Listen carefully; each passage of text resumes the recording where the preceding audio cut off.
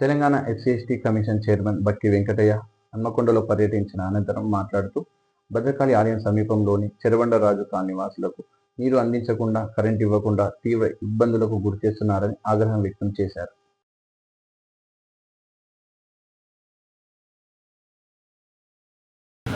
హన్మకొండ జిల్లాలో మరి ఎన్పీటీఎస్ఎల్ ఆధ్వర్యంలో మరి సీఎండి గారి ఆధ్వర్యంలో ఈరోజు మరి ఎస్సీ/ఎస్టీల ఆర్ఓఆర్పై రివ్యూ సమావేశం జరుగుతున్నది.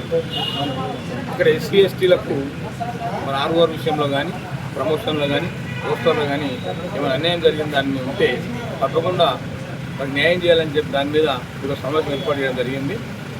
అందులో భాగంగా ఇక్కడ రావడం జరిగింది. ముఖ్యంగా భద్రకాళి టెంపుల్ దగ్గర 40 ఎస్సీ కుటుంబాలు దాదాపు 70-80 సంవత్సరాల నుంచి కూడా, తాత ముత్తాల నుంచి కూడా భద్రకాళి అమ్మవారి తొవ్వగులు లేకుండా చెరబండరాజు నగర్ అక్కడ తొవ్వ లేకపోతే కూడా వాళ్ళు బండ కొట్టి తొవ్వ చేశారు.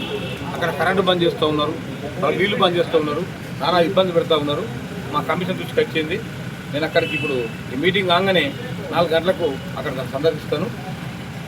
అక్కడ ఎవరైతే కావాలని చేస్తున్నారో వాళ్ళందరికీ కూడా తగిన డైరెక్షన్స్ ఇచ్చి వాళ్ళకి అన్యాయం జరగకుండా 40 కుటుంబాలు ఎస్సీ కుటుంబాలకు న్యాయం జరిగేంత వరకు మరి ఎస్సీ కమిషన్ తరఫున ఉండదు.